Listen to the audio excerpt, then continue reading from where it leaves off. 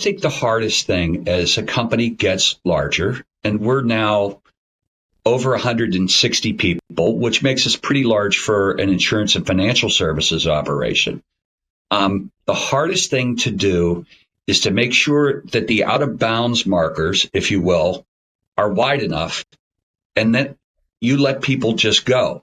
And I think when you're 25 people, you're making all the decisions. And when you're 50, you're making some of them. And I think really the key is to just accept the fact that the larger you get, you're not going to know everything that's going on in the building.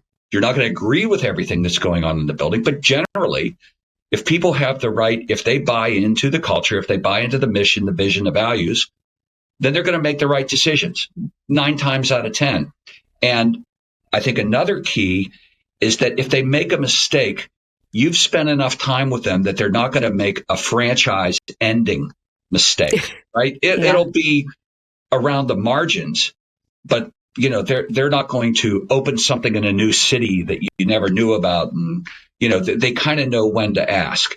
And I think setting those markers correctly and then living by them when the decision gets made, even, people need to be able to come into your office and say sometimes the most ridiculous things. And you need to say, let me think about that. If somebody comes in and says, I think we ought to work on Mondays and Wednesdays only from 4 a.m. to 6 a.m., the default is going to be, what are you, crazy? But you've got to just look and smile and say, okay, let's talk about why you think it would be good to work 4 hours a week or something along those lines. Yeah, I think you hit on something really important that I was with a CEO at lunch yesterday. His company's $500 million.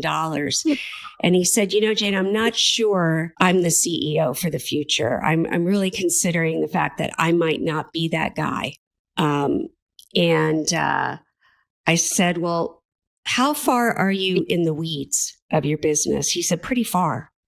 I said, so I'm not sure you're being the CEO right now. Right. Like, I think the opportunity, I think you're being the CEO and you're being a lot of other people rather than what you said, Tom, which is exactly what I said to him.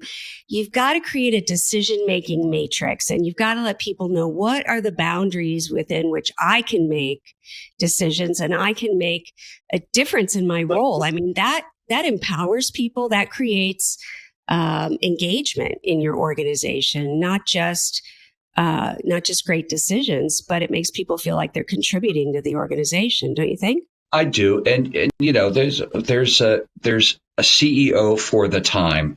There's no such thing as there's a CEO for all time. And agreed. You've got to realize as the organization gets better, as the landscape changes, it's not important that you know everything. I don't know everything about AI. I don't know everything about the financial markets. But I'll tell you one thing I know is culture.